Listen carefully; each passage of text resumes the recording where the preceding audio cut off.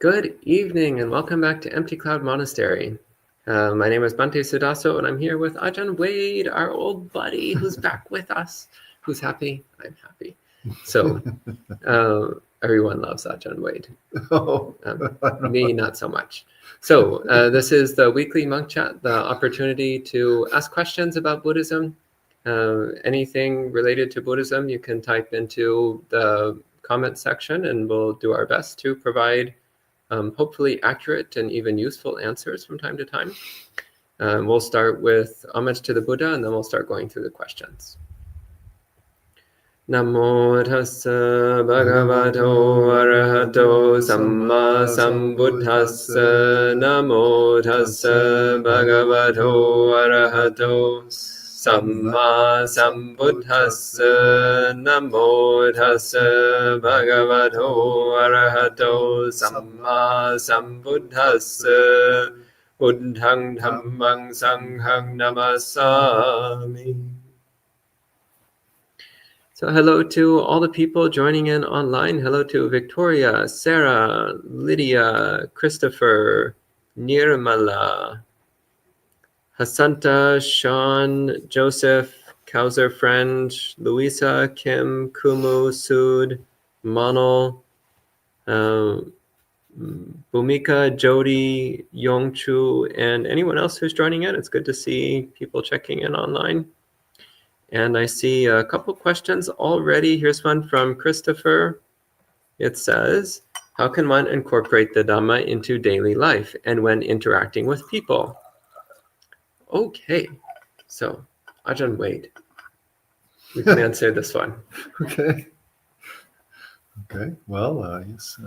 Thank you for the warm introduction, Bhante. So glad to be back here. The Empty Cloud for the next couple of weeks. It's very nice. I've been staying down at the Bhavana Society down in West Virginia. It's also been a really wonderful experience. My first time there for the last couple of months, and coming back for a short visit to Empty Cloud, and very much appreciating my time here. And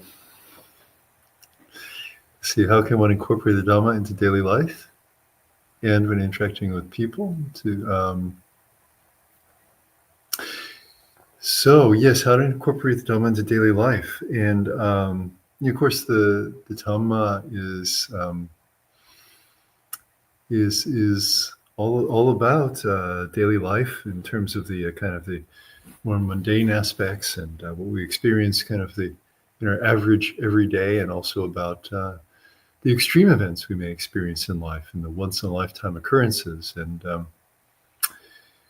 one way is we can analyze our lives and think about them in terms of the Four Noble Truths, the teaching that they say that only the Buddhas awaken to and can give. The truth that the truth of suffering, that birth is suffering and aging is suffering and death is suffering, and that not attaining one's wishes is suffering. Association with the disliked is suffering, and separation from what we love is suffering. These are realities in life, and not to be intoxicated with life, but to reflect on this from time to time. In fact, perhaps every day it is good to reflect on this, and that the cause of suffering is, as it says in the suttas, it's tanha, a word that means thirst, the thirst for our sensual pleasures. The thirst for the pleasures of becoming, that is taking action and experiencing the consequences, and the thirst for non-becoming, or the thirst to not take action and not experience the consequences. And so, in other words, the emotional suffering that we experience in life comes from within, and it doesn't come from outside of us.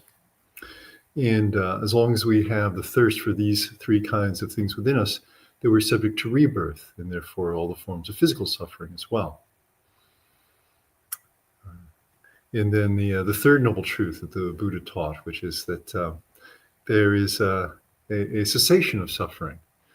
The cessation of suffering is the elimination of these very same three forms of thirst from our own hearts. And that the fourth noble truth is that there's a path of practice which leads to the end of suffering. And this is the path of sila, or keeping precepts, the good moral lifestyle, and the path of meditation and wisdom. And wisdom comes right back to these four noble truths as well. So if we analyze our lives, what we experience in terms of these four noble truths, including our interactions with people, and remember to keep our precepts, and to practice meditation, and to try to cultivate this form of wisdom, this slowly and surely will lead us to the end of suffering. It's one way of bringing it into our daily lives. Great. Okay, we have a question here. Nirmala says, if a person commits suicide in a house, how to live in that house and what to do with the things used by that person? Well, whether somebody dies by suicide or any other way, one of the interesting things is that in the suttas, the Buddha didn't actually say anything whatsoever about living in a house where somebody has died, or what to do with their things. Which implies to me that it simply wasn't an important issue from the Buddha's perspective. Which, if you're looking at the world through the eyes of wisdom, you would realize that literally every single place you go is a place of death. Everywhere you live, beings have died there, probably lots of them. Every house you live in, there's a decent chance that somebody has died there. Maybe even before the house was built, somebody died there. Maybe after the house was built, somebody died there. Maybe somebody died while building the house. So you basically cannot avoid places where people have died. They're everywhere. And if you start to consider also animals, there's animals dying all the time, all over the place. And this monastery is a squirrel graveyard, as the resident cat has been contributing to. And when you start considering smaller animals, then once again, you realize that, again, samsara is a giant cemetery. We're walking on corpses all the time. So living in a place where someone has died means you're living somewhere in samsara. That's all it means. There's nothing special about it at all.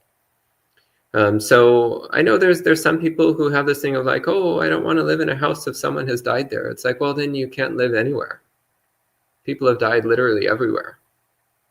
So at some point, you just need to come to grips with that fact, the fact that wherever you go is a place of death. And that's okay, because that's just the nature of samsara. Samsara is one giant cemetery. I happen to like cemeteries, so that doesn't bother me. Anyone else like cemeteries? Are you into cemeteries?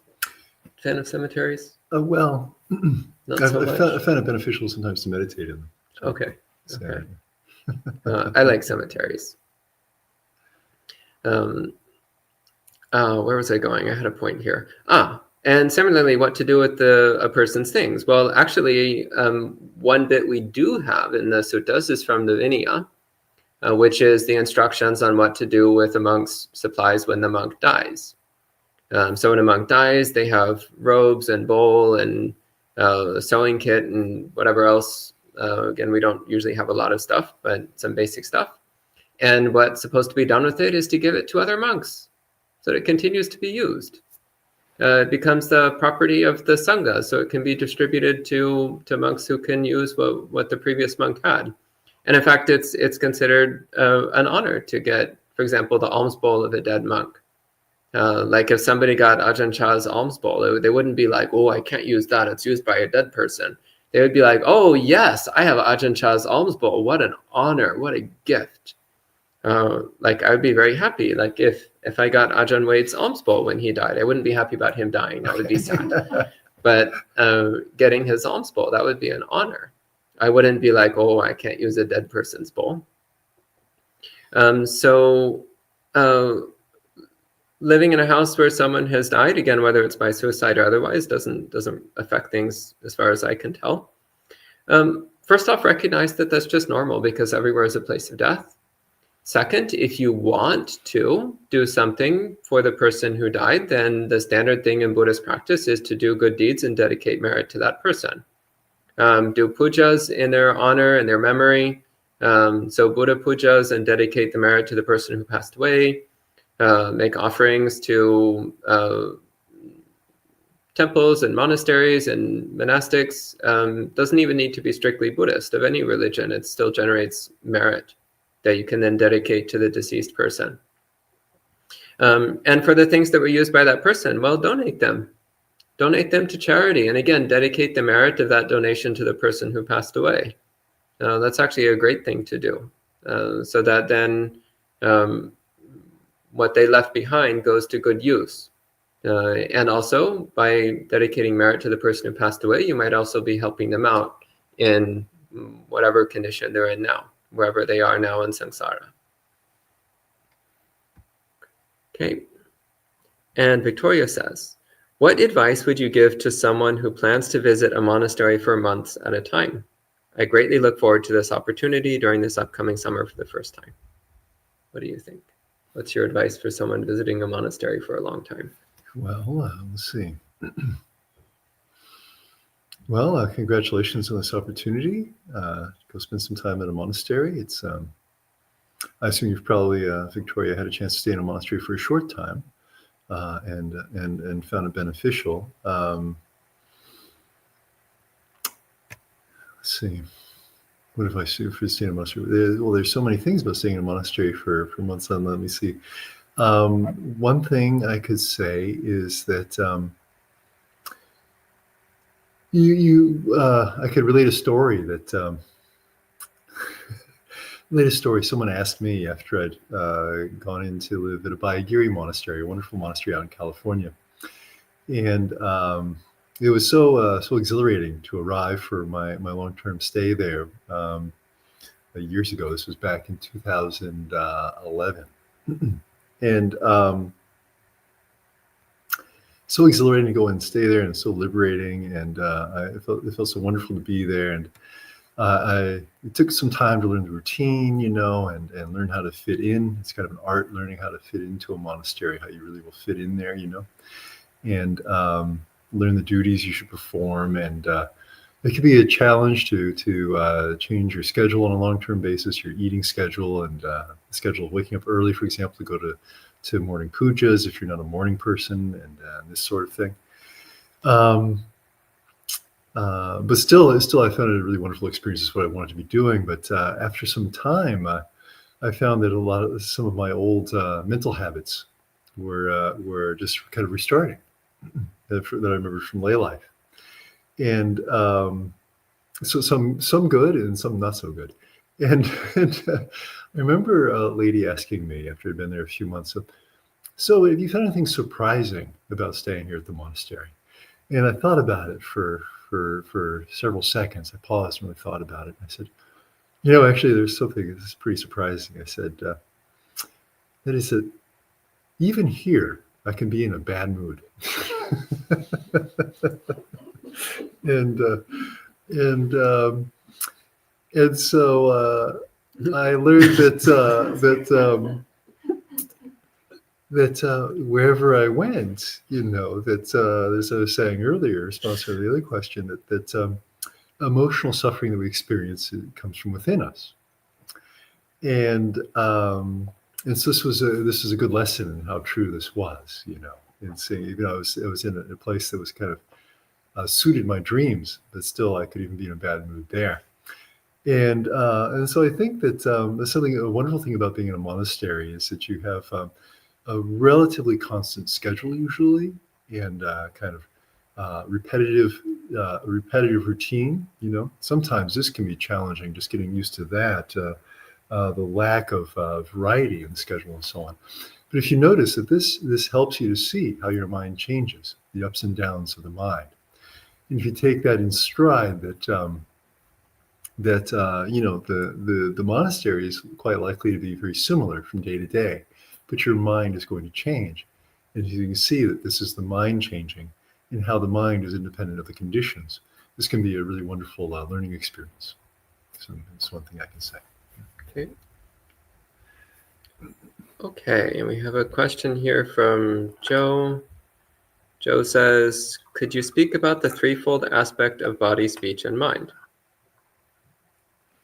I mean, The Buddha gave many different ways of subdividing our experience in order to analyze our experience piece by piece. So one of the ways he did that was body, speech, and mind as the three modes of action. So the physical action, bodily actions being the most coarse, the slowest, then verbal action being quicker and a bit more refined, and then mental action being the quickest and the most subtle, the most refined. And one of the interesting things is there's a discourse where the Buddha states, well, the Buddha asked someone, like, which of these three do you think is the most potent? Which of these three do you think creates the strongest karma, the strongest karmic effect? And the person he was speaking to replied, well, of course, it's the body. What you do with your body creates the strongest effect, less so your speech and even less so your mind. And the Buddha said, actually, it's the exact opposite. The strongest karma is what you do with your mind, less so what you do with your speech, and even less what you do with your body. And again, this comes as a bit of a surprise at first. It's like, well, for example, killing someone seems like a pretty strong action, and you do that with your body. Whereas just thinking about killing someone or thinking thoughts of malevolence and hatred towards someone, that seems so much more mild. But actually, the Buddha's point here, when you think about it, is quite clear. Where does the action of harming another being, where does that come from? It comes from your mind. It comes from what you're doing in your mind. Or the action of speaking inappropriately, speaking harshly or incorrectly or abusively towards others. Where does that start from? Again, it starts from the mind. So ultimately, everything comes from the mind. But through restraining our physical actions and restraining our verbal actions, then we start to become more aware of the impulses and movements of mind. So even though the mind is the most important one to analyze and to guard, we start with our body and we move on to our speech. And then based upon mindfulness and restraint of body and speech, then we start to become increasingly aware of mind, of the more subtle layers of impulse and urge in the mind, the layers of desire and aversion and delusion in the mind, which then give rise to inappropriate bodily and verbal actions. So again, the topic of body, speech, and mind is pretty broad because, again, like everything is body, speech, and mind. But that's what comes immediately to mind. And I expressed it through speech. Okay, we see a few people. Happy to see Ajahn Wade. And here's one from Sarah. Sarah says, on a personal level, on a personal level, well, technically there is no such thing as a person, so we actually can't answer this question. That's right. So, that's a way to get out of it. Anyway, on a personal level, what has been the biggest challenge you have encountered in your spiritual practice, and how did you solve it? I'll pass this to Ajahn Wade. Okay. Good question for Ajahn Wade. It's the luck of the draw in one chat. More like dictatorial feedback.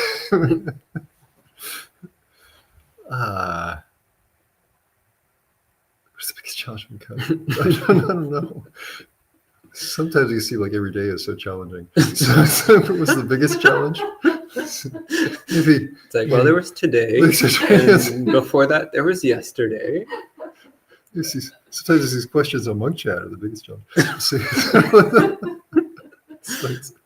one of the things I mentioned this on Monk Chat before. I think it was a Burmese gentleman that was answering questions from a Western audience. This is one of the striking things about answering questions from Westerners is they ask really personal questions. So,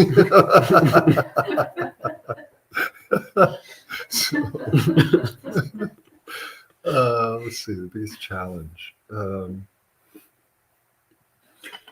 Let's see. You're not getting out of this one. Yeah, really. I'm trying to think of what is the biggest challenge. Okay. Here's one.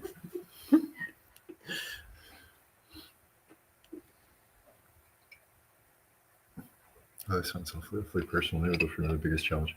Let's see. So I was thinking about when I first went into the monastery. Perhaps I think of when I first went into the monastery because of answering the question earlier about spending several months in a monastery. I think from Victoria asked that question. And okay, so one of the biggest challenges I had when entering the monastery was letting go of romantic relationships. I've been very fortunate to be in a wonderful romantic relationship right before going into the monastery. You're asking about in spiritual practice, actually, but I'm answering about when I first went into the monasteries in this tenure, so several years ago, and remember that was quite challenging, of course, leaving behind a romantic relationship to go into a monastery and be celibate. And so it was something that would come up in the mind quite frequently. Someone I felt a very strong connection to that no longer really have a relationship with, have a communication with, and so on like this. And of course, I knew this would be challenging before doing it. But then when you're really living with it, day in and day out, even though I was so happy to be in the monastery, this was a very challenging aspect of it. And so the way I dealt with it was looking at it in terms of, there's a great teaching from Ajahn Sumedho that he, in his early years of practice, he, whenever he was suffering, he said he would try to find, well, what is it that I'm attached to? Because the one way of talking about the cause of suffering is in terms of tanha, the thirst. Another way is in terms of upadana, or clinging, attachment. We have in the Paticca Samuppada the teaching that with thirst as a condition, then clinging arises. So sometimes the Buddha talked about it in terms of clinging, attachment. And so I thought, well, clearly I'm very attached to this woman I was in a romantic relationship with. Would analyze her in terms of the three marks of conditioned phenomena. This can seem like it's not an easy step to take, to start thinking about someone you're very close to in terms of something like this. But I was really dedicated to the Buddhist path, and was wisdom that I thought was very true. And so I reflected on how even this person that was so important to me was someone who was impermanent, and uncertain. If I had remained in lay life, so that I could be with her, for example, think about the fact that she was going to change over time. I remember thinking about my grandmother, who was living with Parkinson's and dementia. Actually, I have to admit, I forget if she had Alzheimer's as well. I believe she may have. And she couldn't remember who her relations were. It was challenging for her relations when they would go and visit her, that she couldn't remember who they were. And so I thought about, for example, this woman that I was in this romantic relationship with, and I thought, there could very easily come a day when she would turn to me and say, "Who are you?" Yeah. And this really struck me quite deeply that we may be quite attached to people. We have this sense of this feeling that there's some permanence there, but actually people are quite changeable, whether by their own intentions or not. But they're definitely going to change over time, and we also will change. And so reflecting on this and meditating on this over time, the attachment slowly loosened, and I was able to let go. And so that's how I dealt with this challenging situation. Okay. And for me, the biggest challenge was getting up for morning puja. So I was never a morning person. So having to get up at 4 a.m. when I was used to going to bed at 4 a.m., that was a challenge. And it took me a very long time to get past that one. In fact, it's still difficult sometimes. But actually, I've been doing pretty well lately. I'm usually there at morning meditation. Yes. Yeah. So yeah, after about 20 years, I think I'm finally getting past that particular challenge. So that's going well. Everything else has been easy, but getting up early has been a real struggle. Okay, Joe has a question. What are some skillful ways you can scan a situation skillfully, keeping an eye out for virtuous bodily, verbal, and mental acts to rejoice in? Ajahn Wade, sounds like a question for you as well. Okay. And thank you for your welcome, Joe, as well. Great to see you as well. So fond memories of your stay here at Empty Cloud and practicing and working with you here. Around the time that Ayawata, you were here when Ayawata was ordained as bhikkhu, and Satima. So, yeah, very nice to see you again, Joe, as well. Some skillful ways you can scan these situations skillfully to keeping an eye out for virtuous bodily, mental, verbal, mental acts to rejoice in. Well, so let's see. Let's see. There, according, I think one thing is a key thing is really knowing what are skillful bodily, verbal, and mental acts, and so let's see. I've learned this list several times. I don't know if I can remember all of them, but there are the 10 courses of skillful action we have in the Pali Suttas, and perhaps having recourse to this list. It's kind of a foundation for this, and so you can recognize them when you encounter them.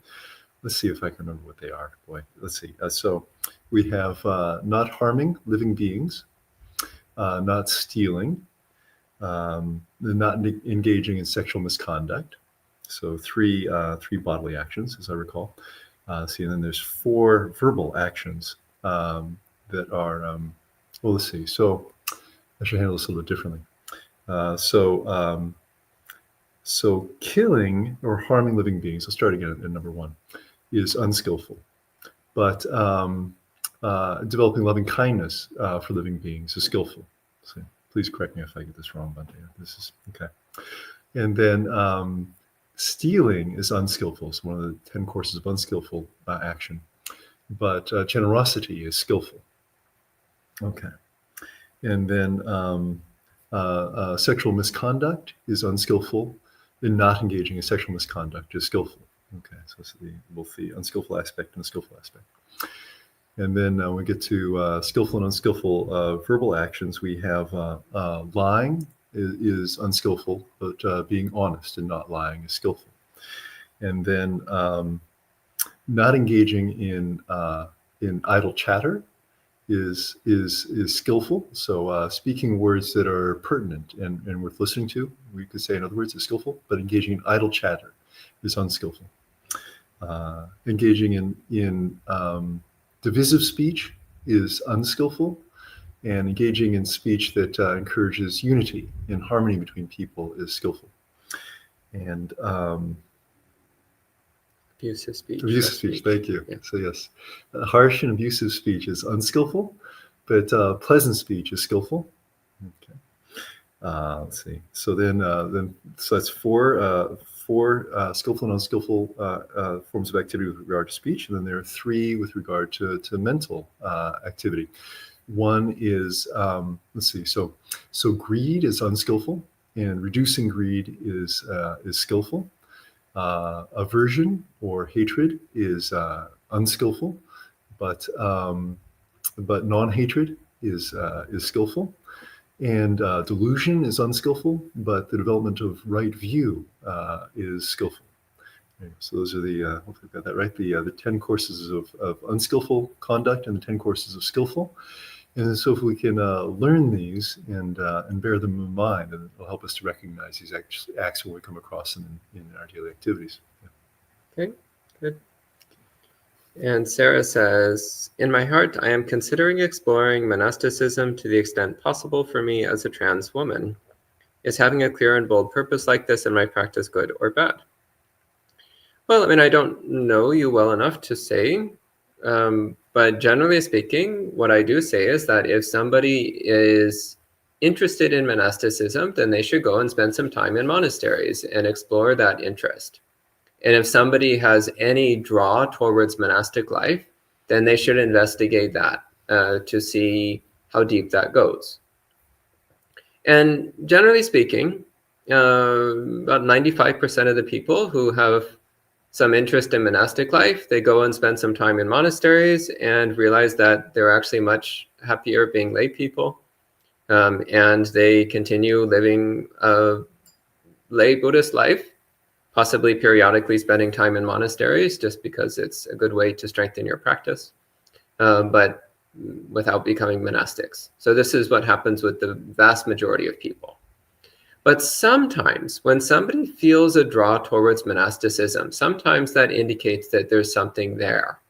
And the only way to find out whether that's genuine or not is by actually going and spending time in monasteries and seeing what happens.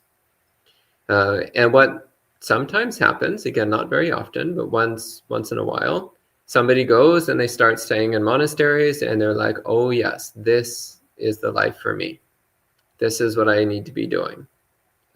And once you realize that, once you have that drive towards monastic life, then if it's genuine, nothing will stop you.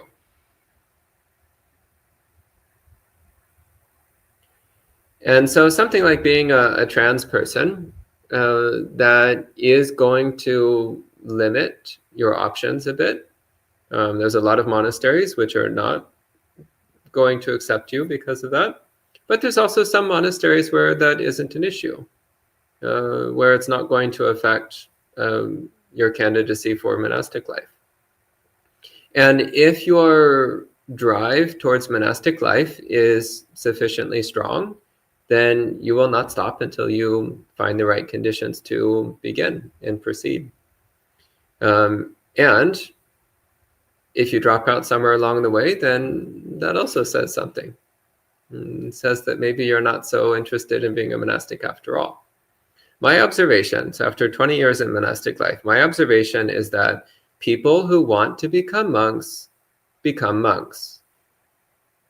People who don't become monks, it's because they don't really want to. It's really as simple as that. If you want to be one, you will find a way to become one. And if you don't find a way to become one, it's because realistically you don't really want it. It's really just as simple as that. So if you're interested, explore. Spend some time in some monasteries. See what happens. I do generally recommend, when staying at monasteries, I don't recommend leading with, hello, I am a trans person. I recommend just starting with going, hello, my name is Sarah, and stay and practice with them for a while, so that they relate to you as a sincere Buddhist practitioner. Then when the time is right, then you can talk about your gender status, but don't lead with that information. Save that information for when the time is right. Okay, then Ryan says, are there any techniques for mediation with ADHD? I assume you mean meditation. Well, Ryan, I will say a very important point, which is that Buddhism has nothing to do with meditation, and meditation has nothing to do with Buddhism. Buddhism is about the Noble Eightfold Path, which is about training the mind to develop perfect wisdom and to relinquish all suffering. And it's about training the mind in accordance with those principles. And we train the mind also through training body and speech, as we were speaking about earlier. In fact, most of the Noble Eightfold Path is about training body and speech. Most of it's about moral practices and moral principles. And my observation, again, over 20 plus years of Buddhist practice, mostly as a monastic, is that people with ADHD do just as well or just as poorly as everybody else at Buddhist practice. There's no special considerations or special techniques or special practices. They just basically practice like everybody else does. And it's actually been my observation that most mild psychiatric conditions do not significantly affect somebody's ability to practice Buddhism. Strong psychiatric conditions, such as delusional schizophrenia, that's another matter. that's much more challenging to work with. But minor things like ADHD, no problem. Just start practicing the Noble Eightfold Path. Okay, and Sud says, in lay life, sensual desire seems to have a very strong grip on the mind. How can one let go of sensual desires in lay life gradually? Ajahn Wade. Okay. Well, yes, sensual desire, very strong grip on the mind, and also bhava tanha, the thirst to engage in actions and experience their consequences. Aversion can be so strong as well, so in lay life, is slowly letting go of sensual desires. I think is a matter of making sure that you take time out every day for a meditation practice, making the mind calm, and letting go of things in general, the defilements in general. A specific practice for working with sensual desire is the contemplation of the 32 parts of the body. This is one where you think about what actually constitutes the body, trying to contemplate it with a clear mind, to see it as it really is. Another way is to contemplate aspects of food that are not beautiful. So you can think through the unbeautiful aspects of food. For example, this is one object of sensual desire. It's very common for everyone.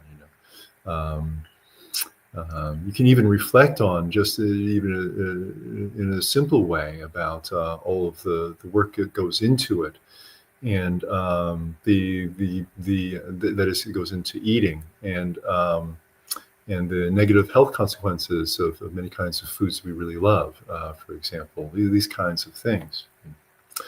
So these kinds of active contemplations can help us reduce our sensual desire. And you want to practice these until you get to a point of equanimity. It's possible to get kind of repulsed, by these kinds of contemplations. And even if you feel that way a little bit, then you can ease off, and maybe practice something like breath meditation or something like this. Trying to find that point of balance where you've let go of the desire, and you're feeling equanimous and feeling clear and easy inside. You can also cultivate these kinds of contemplations in your daily life, even when you're not sitting in formal meditation, for example, but when you have opportunities to stop and reflect. If you find yourself feeling a sensual desire, stop if you have an opportunity to, and do a contemplation like this, for example. That can help you let go of it. It's surprising sometimes how quickly you can even let go of very strong desires in ways like these. All right, yeah, so that's what I have to offer. Okay. And Sarah, this looks like continuing from the earlier question. Sarah says, what requirements must a trans woman meet to have the possibility of being ordained? Is it possible? How far can I aspire as a trans woman if I feel that I want to dedicate my life to the Dhamma? So it is possible. As I mentioned earlier, there are fewer monasteries that will accept a trans person as a monastic candidate, but there are some monasteries. So again, your main requirement would be finding a monastery where that isn't a problem. But this also depends upon you actually wanting to become a monastic in the first place. So actually your first thing is just start spending time in monasteries as a layperson and see, do you actually want to live this life? Because trust me, most people don't. Most people do not want to be monastics. Even if you think you do, once you start to realize what our life is actually like, most people do not want this life. I love it personally. I think it's great. But most people don't want it. So one, find out if you actually want this life. Two, find out where you can go, where being a trans person won't stop you from being ordained. And in that case, you can go as far as you want to go. Dhamma practice is all about your own level of dedication. How far can you go if you dedicate your life to the Dhamma? As far as you dedicate your life to the Dhamma, that's how far. If you dedicate yourself 100%, then you'll go 100%. So that's the only meter to judge your Dhamma success by. It's your own level of dedication. Okay. Mo says, I heard there was a prophecy that said that if women were allowed to practice as monastics, Dhamma flourishing would end faster on planet Earth, its light would go out sooner. It was part of bad karma to teach women the way of the homeless. What do you think of this? I think it's utter rubbish, to be perfectly honest. One of the things I find interesting about the story of the Buddha is that right after the Buddha attained awakening, so the Buddha had just attained full enlightenment, and he made a vow. He made the vow, I will not pass away until I have established a community with both fully enlightened male monks and fully enlightened female monks who are capable also to teach the path of enlightenment to other people. So that was his vow. So before the Buddha had even one disciple, while he was still by himself in the forest, shortly after he attained awakening, he had already made the resolution that he was going to ordain both men and women, and that he was going to guide them all the way to full enlightenment, and that he was going to make sure that they were capable of teaching the path of awakening to other people. So, again, from the very beginning, the Buddha had the intention to ordain and train women. He already, from the very beginning, knew that women could attain awakening just as easily as men. And from the very beginning, he already had the intention to guide women to full awakening just the same as men. So that was there from the beginning. Then there is a story recorded in the suttas from somewhat later on, where there is this statement made of, if there's only men in the Sangha, then the Dhamma will last 1,000 years.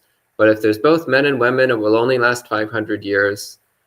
The math is a little bit bad here because that was almost 3,000 years ago. So if the Dhamma was supposed to die out after 500 years, why is it still here 2,000 years after that point? So there's already something a little bit wrong with that. And the other thing is that that particular text, again, it's been subjected to scholarly analysis, as everything is these days. And most contemporary scholars believe that that text was added later, sometime after the Buddha's death. And there's a number of reasons for that, besides the fact that it contradicts the Buddha's earlier statements. There's a number of other reasons for that. But again, it's generally accepted that that text was added later. So again, it contradicts everything else the Buddha had to say about women, contradicts the Buddha's intention from the very beginning, from after he attained awakening.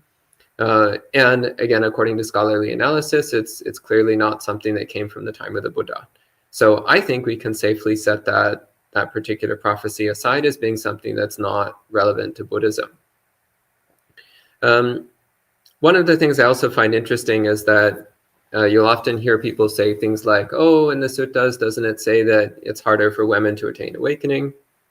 For example, I was talking to an elderly Buddhist woman recently who said, in my next life, I'm aspiring to be born as a man because everyone knows it's easier for men to attain awakening. And I was like, actually, that statement is found in the suttas, but guess who said it? It was not the Buddha who said that. It was Mara who said that. The only person in the suttas who said it's harder for women to attain awakening is Mara, the evil one, the deceitful one, the trickster who deliberately tries to stop people from practicing Buddhism. And who did he say that to? He said it to a bhikkhuni, trying to get her to stop practicing Buddhism. So every single time that somebody says, oh, it's harder for women to attain awakening, they're not quoting the Buddha. They're quoting Mara. They're quoting the Buddhist devil, the literal opposite of the Buddha. So an important point to keep in mind. Okay, Emo has a bunch more questions. Emo says, can I do social work or our work as a nun? Depends on the monastery you're at. Some yes, some no. Could I visit my family? Why would you want to? But generally speaking, occasional family visits can be accepted. Most monasteries, they encourage your family to come visit you at the monastery. That's usually much better. The monastery I was trained at, we were strongly discouraged from going to visit our family, but we were strongly encouraged to have them come visit us at the monastery. And as the years go by, I increasingly see the wisdom of that. It works much better that way. Exceptions were things like funerals. We were basically always allowed to go to funerals. Weddings, less often, sometimes. I would actually much rather never go to weddings, to be perfectly honest. Funerals, I don't mind, but weddings, I could happily skip for the rest of my life. Okay. Mo says, in the United States, do monks have taxes? No, hallelujah. Do they have Social Security? Yes, we do. Do they have health insurance? Yes, I have government health insurance. It's actually pretty good in the state that I live in. Not that I ever use it for anything. Mo says, I'm in my late 30s. At what age maximum can I ordain as a monk, as a nun? So there's no upper limit given in the Vinaya. You can be as old as you want.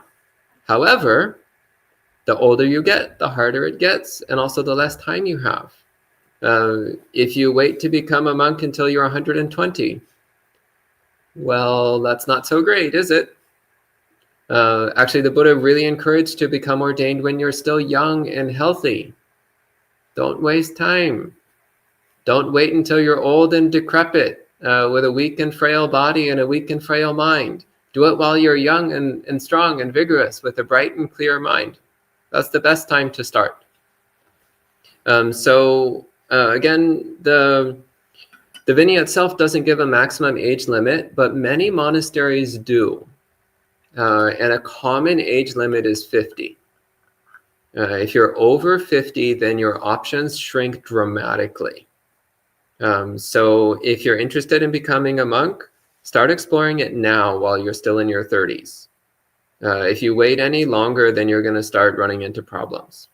And the other thing is just the longer that you're a layperson, the more people tend to become entangled in lay things. And also the more their mind develops layperson habits.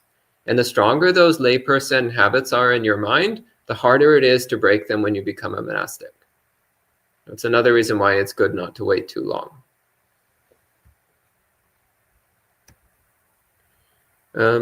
Mo says, wouldn't it be bad karma to abandon my relationships in the world, my commitments to my husband, to my community, to my job, and resign in order to dedicate myself to the monastic life? No, that's what the Buddha did. God. Where do people come up with this stuff? That's literally the best thing you can do. God.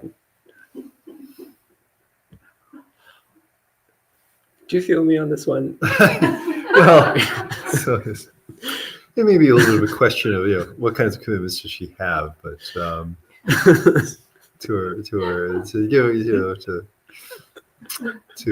her husband. Just say so yes. Okay. Mo says, how can such renunciation be considerate, empathetic, and compassionate? Again, look at the life story of the Buddha. The Buddha left behind everything so they could go and attain enlightenment for the benefit of all sentient beings. And we're still experiencing the benefit of that 2,500 years later. If the Buddha had been like, oh, I better not quit my job. I better stay at home with the wife and kids and better go to work every day and pay my bills, then there would be no Buddhism. That would suck, to put it lightly. So, yes, taking on the renunciant spiritual path is in fact an act that is considerate, empathetic, and compassionate. First and foremost, for yourself. Give yourself a break. And second, as you start to cultivate within your own heart wisdom and compassion, then you start to see how you can spread those blessings to the people around you. So well-developed monks tend to have a massively positive impact on thousands or even millions of people. A far larger positive impact than an ordinary lay person living an ordinary lay life can have. And also that impact is through the spreading of spiritual blessings. So through, first off, giving an example of a dedicated spiritual life, that alone is a powerful blessing. Many people just knowing that there's sincere monks in the world gives them a lot of inspiration and faith. And second, as one develops one's own heart, then as I mentioned earlier, it becomes more clear how you can help others. Through sharing the Dhamma, through teaching the Dhamma, through giving an example of how to apply the Dhamma to one's life. These are all things which, again, can really help people in a much stronger way than just paying your taxes on time or whatever would do. Okay. Okay, this one Ajahn Wade can take. It says, can I cultivate all the good qualities of my heart, practice the Eightfold Path, practice Brahma Viharas, practice the 10 paramis as a layperson? Or is it only by being a monk that I am really considered to be making a real and noble effort for liberation? Okay, go ahead. Well, you certainly can do all of those things, all of those things in lay life. But it's just that typically a generalization would be that most people have a lot more opportunity to do it in monastic life. You have a lot more time. Your time is more dedicated to spiritual practice in monastic life. And so you can go much further, much more quickly. This is my personal experience. I ordained when I was 42 years old. I ordained as a bhikkhu. And so I lived in lay life quite for quite a long time. If I compare, I've been a monk now for a little over 10 years, I think it is. Any other 10-year period in lay life to the last 10 years of monastic life, my monastic life, I've been able to cultivate many more good qualities than I could in lay life. Even though I was a practicing Buddhist for many years in lay life, I feel like I've grown much more in monastic life, and so. So I certainly recommend that to anyone who has the inclination to try monastic life. One thing about monastic life is that it isn't necessarily a lifelong commitment. And as Bhante was saying earlier, if you go into the monastery and spend some time as a layperson and feel like it is good for you, then you maybe can make a longer commitment, maybe to a year or something like this. We have a couple of postulants for ordination here at Empty Cloud who are on, I'm actually not sure what level of commitment they're on. I have to apologize to take that back, but different monasteries have different time spans. I committed to a year when I became a postulant for ordination, for example. And then after that period of time, you can see, well, how has this gone? And does it seem like a good fit? Should I ordain perhaps as a novice monastic? And take the 10 precepts is one option many people do, and do that for a little while. And so you do it step by step, and see is this really good for you? And you don't necessarily have to make a lifelong commitment or think in terms of the rest of your life now, but just go step by step and see how it goes. Okay. And Sean says, my question relates to karma and rebirth. The karma we generate through actions impact which realm we were reborn into. Does this also impact the conditions in which we find ourselves subject to in those realms? I ask because I work directly with pediatric patients who are subject to horrific illness and trauma. Are these situations simply due to the nature of samsara, or does the karma generated in previous lives have an impact on these things? Yeah, it's definitely karma. So this is quite clearly stated in a few places in the suttas. Again, one which I like because it goes, like, it's just really blatant and straightforward and clear. The Chulakama Vibhanga Sutta, the lesser analysis of karma, the Buddha quite clearly says, what is the path to having a lot of illnesses and afflictions? It is harming sentient beings. If you harm sentient beings, then in future lives, you will have a lot of illnesses and afflictions. So clearly, I did a lot of harming in past lives since I have chronic health issues this time around. such it is. This time around, I'm trying not to hurt people. So maybe this time around, I'm cultivating the karma of being healthy. That would be great. And actually, the Buddha said that the karma which leads to being healthy, to having few illnesses and afflictions and having good health, is to take care of other people. If you take care of other people, then in future lives, you will not have much health problems, diseases or illnesses or afflictions. So yes, absolutely. This is very clearly laid out in the suttas. The conditions that you're born into and that you experience during your life are in fact the results of karma, the choices that you've made in past lives or earlier in this life, as the case may be. Okay. And Mo says, Ajahn Chah encouraged exploration of our own Dhamma path to see what works, but I may come up with things that are not in the suttas, how to have experimentation and make sense. Well, first of all, you should read the suttas. And if you come up with something that is blatantly in contradiction with things that appear in multiple places in the suttas, then you can be pretty sure that you're off track. It's also good to periodically go and talk to experienced monastics, ideally multiple. Don't rely on only one teacher, but multiple experienced monastics from multiple traditions, ideally. And talk to them about what you've been learning and what you've been practicing and ask them for their advice and opinions. You don't necessarily need to believe everything they say, because just because someone's a monk doesn't necessarily mean that they know what they're talking about. I normally know what I'm talking about. I hope so anyway.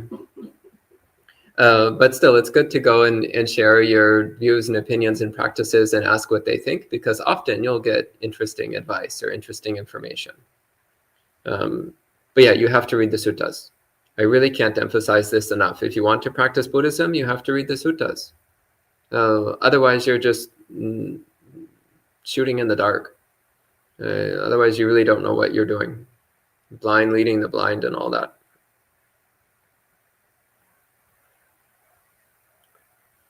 Okay, Kauser friend says, what do you do with food offerings? Should we just throw it away after some time, eat it ourselves? What do you think? Sorry, what do you do with food offerings? Should we just throw it away after some time, eat it ourselves? This is so maybe you mean maybe he or she means leftovers? I think no. I think from like the Buddha puja, like when people offer food on the altar. Oh, right. Well, okay. I actually don't know what the tradition is. This is yeah. I don't know what the tradition is. Not so familiar with Buddha pujas. I've seen it done both ways actually. So the idea of throwing it away is that you're not just throwing it away, but rather you're offering it to all the insects and wildlife and microorganisms and all of that. So actually the proper way to do that is not to be like throw the garbage away, but rather like, may this go to the benefit of many sentient beings. And actually that goes just in general. Anytime you're composting leftover food, instead of just throwing it away, it's good to think, bring up that compassionate mind of like, may these food scraps go to feed many forms of life. And the other option is, in fact, to eat it yourself. So once it's been offered to the Buddha, you've made your offering, then what you do with it then at that point, if you choose to consume it, that's also okay. So it's then something to be done with gratitude and appreciation.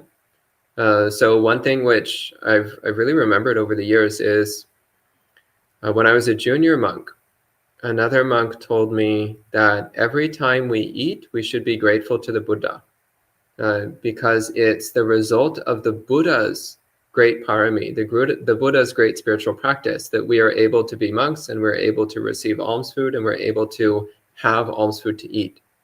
So literally every time we're eating alms food as monks, we're eating the Buddha's leftovers. So that constant gratitude to the Buddha for the fact that we have the Buddha's food to eat. So if you're eating the offerings with that kind of attitude of gratitude and reverence and respect for the Buddha, then it's okay.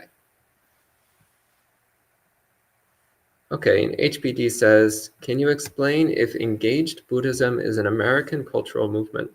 Well, I think that actually the contemporary engaged Buddhism thing was started by Thich Nhat Hanh And it was actually started as an effort to deal with social conditions in Vietnam back in the 60s or something, when things were really bad there. So given that it was a Vietnamese monk trying to do social services in Vietnam, it would be a serious stretch to call it an American cultural movement. And then Thich Nhat Hanh set up shop in France, which is also not part of America. So that was the headquarters of his engaged Buddhism movement, was France. So again, not American cultural movement at all. And also the idea of doing good things for society is nothing new. It's from the suttas. There's many places in the suttas where the Buddha spoke about doing good things for your community, for your society, for your country.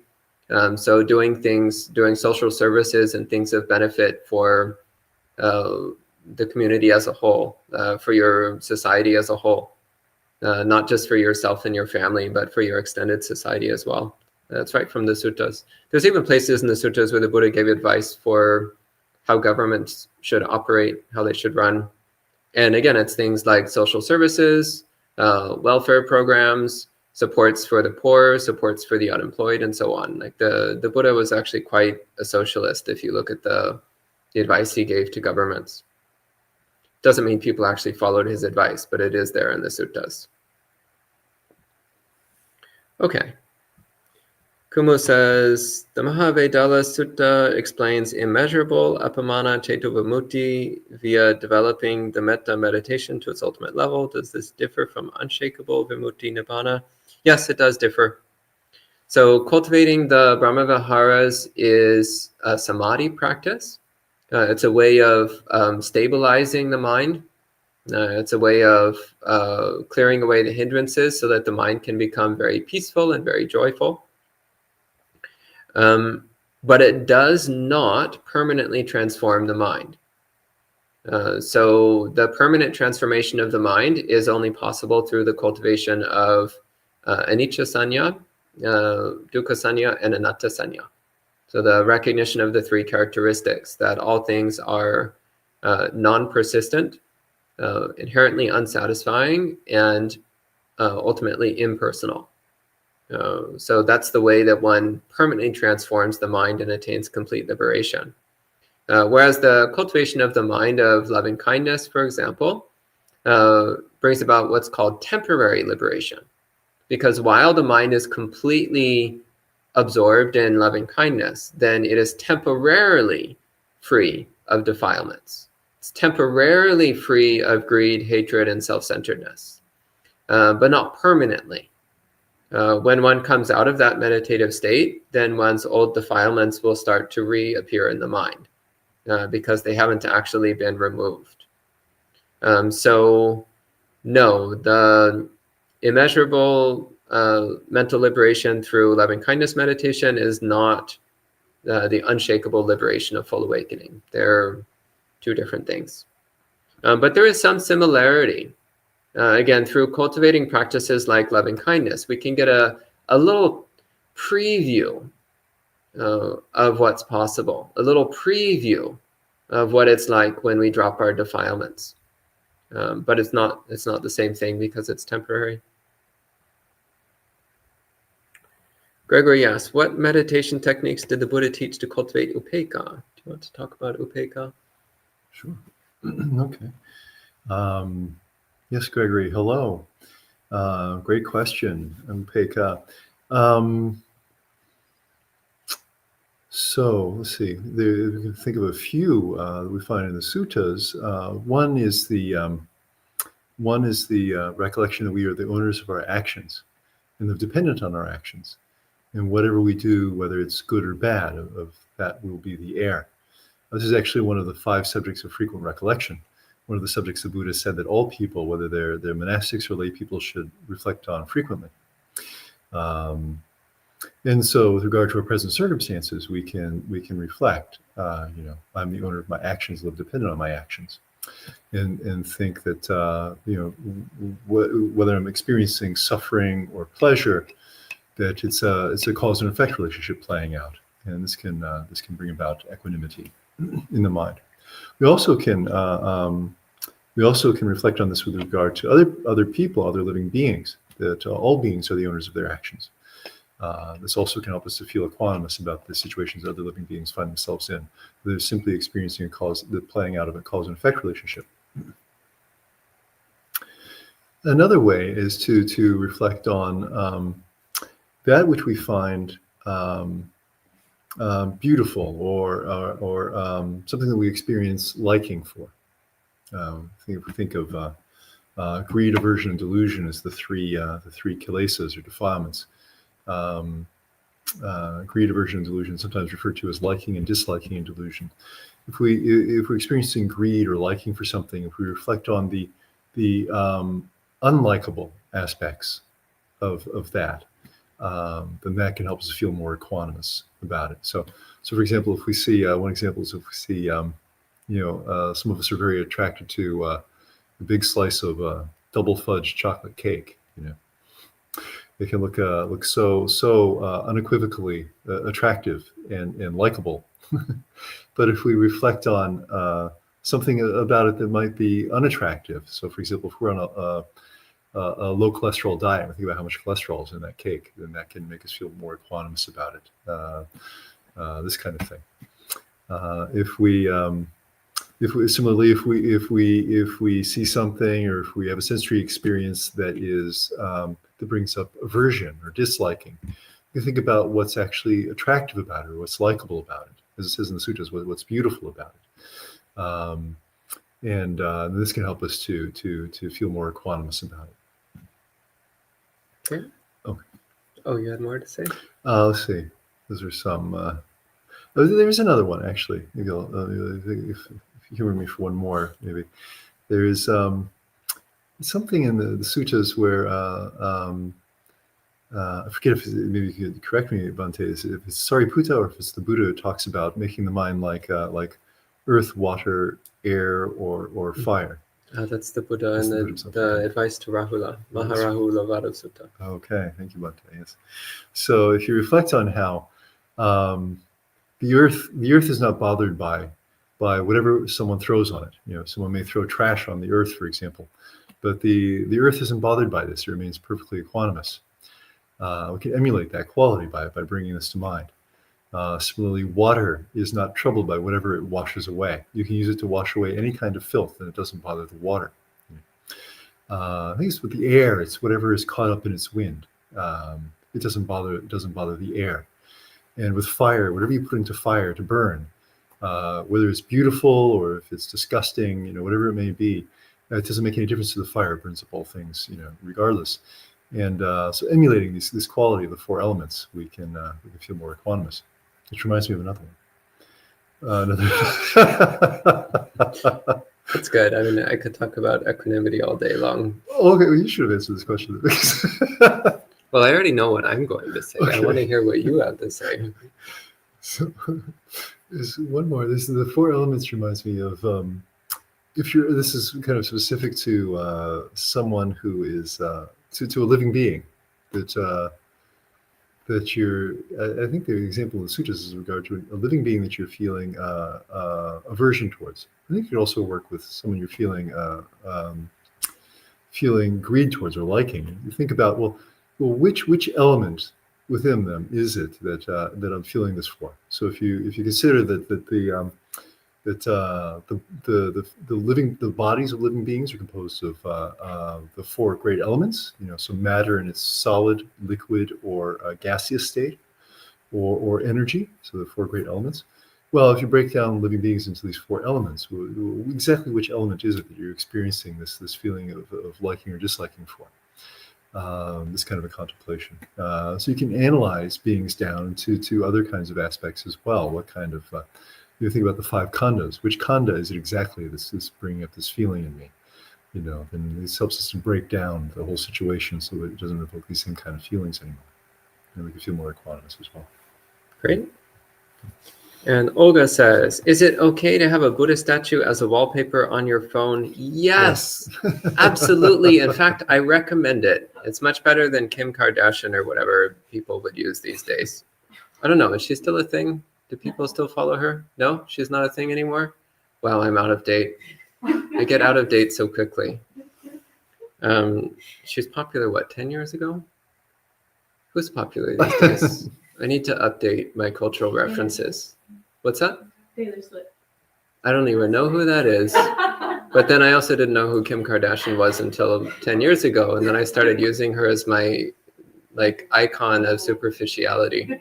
So, okay, Taylor Swift, is she superficial? I am. Oh no, you like her, don't you?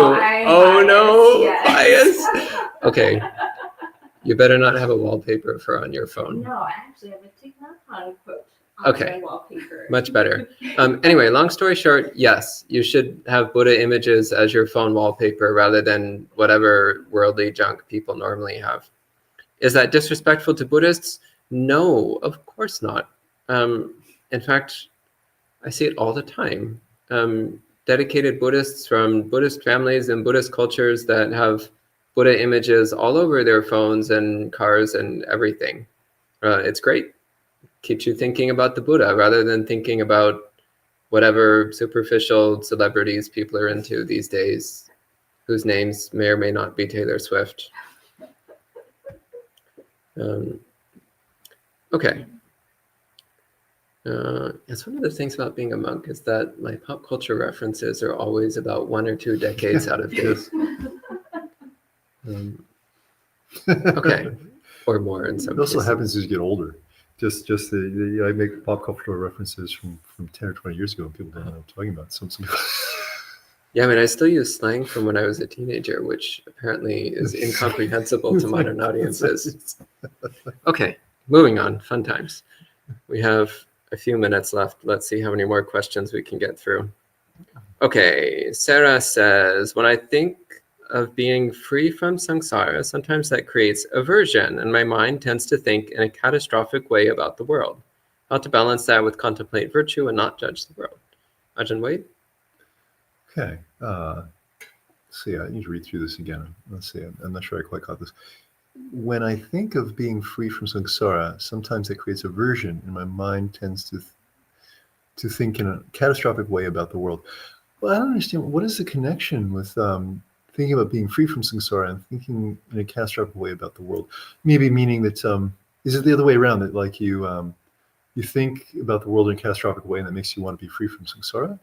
Or, I think more the point is that they're relating to samsara as being a catastrophic place. And then so they're hating samsara because they think samsara is this horrible place and I hate it and I want to be free of it. So then they're asking how to deal with that aversive attitude towards samsara, which is, I mean, it's actually quite common. Sure. Well, yeah. Well, because if we want to be free from samsara because of the suffering, dukkha, and who likes dukkha, who likes suffering, and so yes, so I think it's something that can happen to, it can be quite common and happen to all of us, and but aversion, of course, is a defilement. It's one of the 3 kilesas as we have from the Pali, greed, aversion, and delusion. And so it's good to recognize that as you have Sarah, and try to think about how to not judge the world. Of course, any suffering emotions that we have arise within us, and they're not coming at us from the world around us. And so we can use some of the you probably typed this question in before I was answering the question about equanimity, and you can use some of those contemplations. For example, if you see if you find yourself falling into aversion, try to balance it out by seeing what is not unattractive about the world. In terms of contemplating virtue, one that you raised yourself, you have actually a formal meditation object of contemplating your own virtue, your own sila, and you can reflect on the precepts that you keep, for example, and the kind of ethical life that you live, and reflect that this is quite special and beneficial, and it's something that you have established in yourself. This can be quite inspiring and help you to feel very good. It's one of the formal meditation objects the Buddha gave us in the suttas. You can also reflect on the skillful activities you see around you. For example, Joe asked about this, and so I was talking about the 10 courses of skillful action. And if you bear these in mind and try to notice these in the world around you, you can anumotana. We have this is a Pali word, That means to rejoice in the goodness of others. And when we anumotana someone else's goodness, then this is also good karma for us. And so we develop our own good karma in this way, as is the recollection of our own virtue. That's another form of good karma as a meditation. Those are some answers I can give. Yeah. Okay, Sud says, the other day my friends and family went to a sports bar. I'm sorry. Says, we ate, but though I didn't have alcohol, out of generosity at the end of the fun day, I paid for it all since they were my guests. As I reflected at the end of the day, I was wondering if I broke the fifth precept, or if I made terrible negative karma because although I didn't drink, I paid for theirs and therefore let them engage in unwholesome action for them, which is, I guess in this case, drinking alcohol. Did I break a precept? Is it wrong to be generous in this case? Is there negative karma associated with this? Well, Sud, I actually don't think you made bad karma in this case. I actually think that from what you're describing, you and your friends and family went out together and they engaged in various evil karma. You did not. Kudos to you. Congratulations. That's very good. It's sad that the others were making bad karma by consuming alcohol, but that's their choice. It's not something you could stop them from doing. And then at the end of the evening, you performed a great act of generosity as an act of kindness and thoughtfulness for the others. At that point, they had already committed their bad deeds of consuming alcohol. You did not make them do it. Hopefully, you did not encourage them to do it. So they already made their choice. So the choice that you made at the end of the evening was the choice to be generous and kind. So as far as I can tell from the story that you're told here, you only made good karma, which is the good karma of generosity and kindness. Now, if at the beginning of the evening you had told them, I'm paying for everything, so drink as much alcohol as you want because it's all on me, that would have been problematic. Or if during the evening, one of them was like, can I get a glass of wine and put it on your tab? And you said yes, that would be also a little bit problematic. I would also suggest that having gone to a bar in the first place was maybe not the best idea. I probably would have recommended that you suggest a place that isn't centered around alcohol to go to. That's usually ideal, is just don't go into these situations in the first place. Or another thing that you could do is to have two separate tabs, have one for food and one for alcohol, and you can say, I'll pay for everything on the food tab. That's another way that you can handle the situation, but that's something that you would have need to do at the beginning of the night, is have that kind of division of things. But just on the story you said, I don't think you did anything wrong, except maybe going to the bar in the first place. I think that was not the best option. But otherwise, I think you didn't do anything wrong, and your act of generosity is commendable. I don't think that was bad. Again, I think the people who made bad karma here were the ones who were drinking alcohol. Yeah? Oh, yeah. Okay. Yeah. Sarah says, of all the qualities that can be developed, which would you say is the most important for success in progress in the practice of Dhamma? Well, I know what I would say, but I want to know what Ajahn Wade would say. Okay. If you promise to give us your answer also. Okay, fair enough. So, well, I would say right view. This is kind of this is what it says in the suttas also, and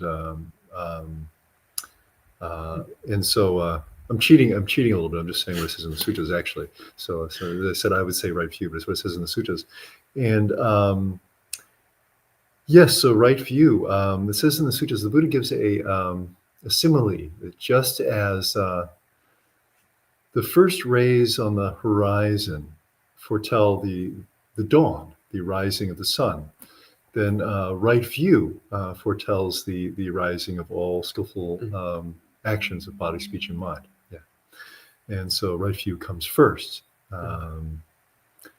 And so we have different kinds of right view. There are kind of two aspects of right view. There's the mundane right view that is very good, and it's very helpful to us, but it doesn't get us out of the round of rebirths. Such kinds of right view as there are consequences of good and bad actions, and there's this world and the next, which refers to rebirth.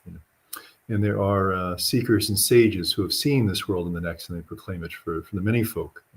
They're beings who actually have been able to see this and can teach others about it. These are some examples of what they call mundane right view. And then there's the super mundane right view, the right view that leads us out of the round of rebirths altogether, the total liberation. This is the Four Noble Truths. So yeah. Okay, good. Yep. And Maybell says, when I take refuge in the Buddha, Dhamma, and Sangha, what am I taking refuge in? You're taking refuge in the Buddha, Dhamma, and Sangha. So taking refuge in the Buddha, well, first off, it's acknowledging that the Buddha is fully enlightened, and that a fully awakened Buddha is the most respectable kind of being in the entire universe. So that's the first important thing, is that it's recognizing that this is actually the highest, most respectable, most desirable thing to become, namely a fully awakened being. And it's also taking refuge in your own capacity to become fully awakened. This is a very important point. Actually, when you take refuge in the Buddha, it's not just about somebody in the past, somebody who attained awakening in some other place a long time ago, but it's also taking refuge in your own future awakened self. It's recognizing that you also can become a Buddha someday. And the seed of that awakening is already present within you. And if you just water it and nurture it, then it will grow and blossom, just as it did for Siddhartha Gautama, the person who we came to call the Buddha. Taking refuge in the Dhamma, it's recognizing that there is a body of knowledge which teaches the way to full awakening, and that through studying and contemplating and applying that knowledge, then we can reach full awakening as well.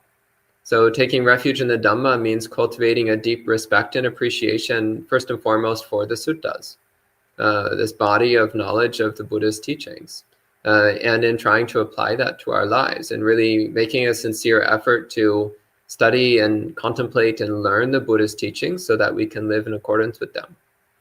And taking refuge in the Sangha, it's recognizing that since the time of the Buddha, there has been a community of practitioners, which traditionally when we say Sangha, Sangha refers to the monastic Sangha, the monastic community, the community of bhikkhus and bhikkhunis. So recognizing that from the time of the Buddha, there has been a community of dedicated Buddhist practitioners who are trying to follow the Buddha's instructions as thoroughly as possible. And recognizing that this is the most respectable kind of life, the most valuable kind of community, the most valuable culture to develop is the monastic culture, the monastic community, the community of spiritual renunciants who are dedicated to attaining awakening. And recognizing that coming into relationship with that Sangha, now with the monastic Sangha of dedicated Buddhist practitioners, coming into relationship with that Sangha, either as a lay person who visits regularly, who supports, who participates, or possibly as a monastic if one is drawn in that way. But coming into a relationship with the Sangha is of tremendous support to the growth of one's own practice. This is taking refuge in the Sangha. Yes, good. Anything else? Okay. We're almost out of time. We might have time for one or two more questions. Let's see. Joe says, do you have any concrete examples to inspire us regarding skillful ways to remove resentment? Doesn't have to be a personal example. Have you witnessed someone else avoid resentment in inspiring ways? Do you have inspiring stories? Let's see. Right. I'm trying to think of one. I'm not very good at inspiring stories. I'm not having one come to me now either. Let's see.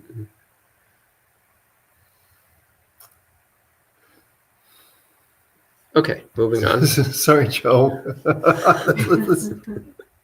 Jeez. Yeah. Okay. Sarah says, do you think that vegetarianism is something necessary to advance in the Dhamma and practice cultivating compassion?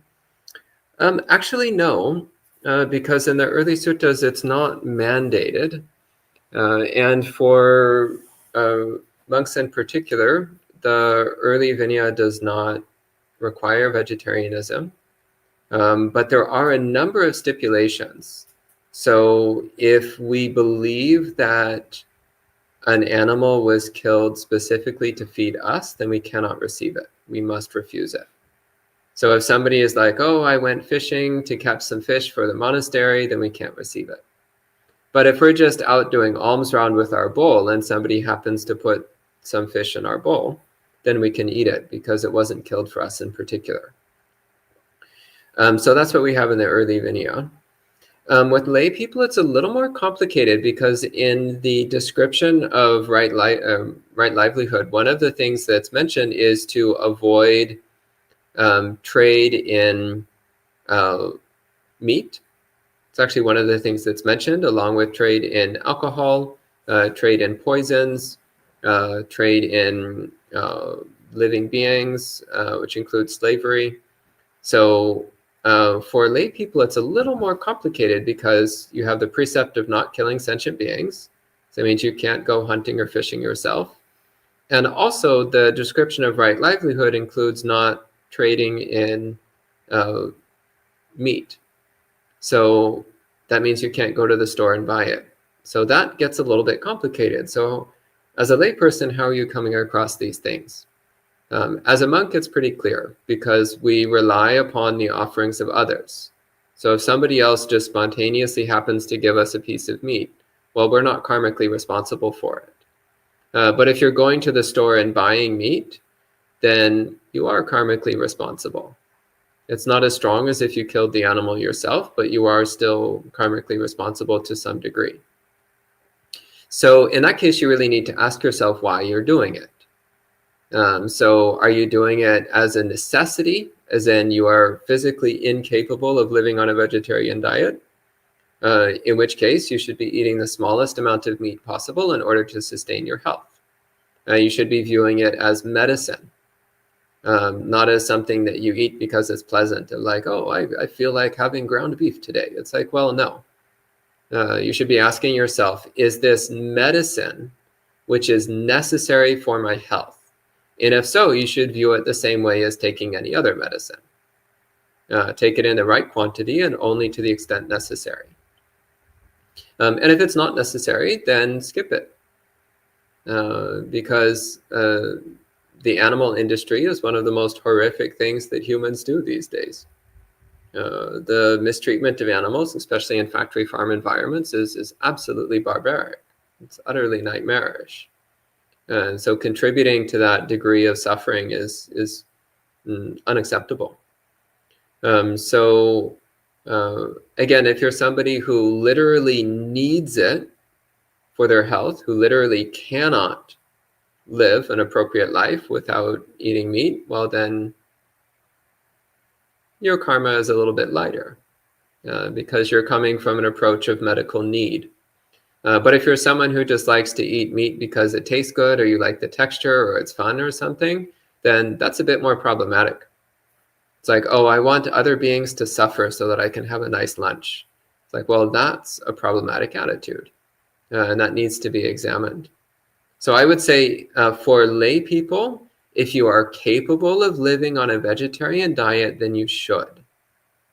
For monks, if people are spontaneously offering meat or fish, then we can receive it. But if we're in a situation where we're directly asking other people to buy it for us, then that gets a bit more problematic. It becomes the same thing of asking, is this actually a medical necessity? Or am I just doing this out of greed? And is indulging my greed worth contributing to the harm and suffering of other sentient beings? Absolutely not. So those are my thoughts on the matter. And we're out of time for the evening. So there was an absolute waterfall of questions this evening. There's still many more questions we didn't get to. So for those whose questions were not answered, I recommend save your questions, write them down, copy them to a text file or something, and put them into Monk Chat next week, and we'll do our best to answer them then. So we'll go ahead and conclude at this time with 3 sadhus. Sadhu, sadhu, sadhu. And we'll see you all next time.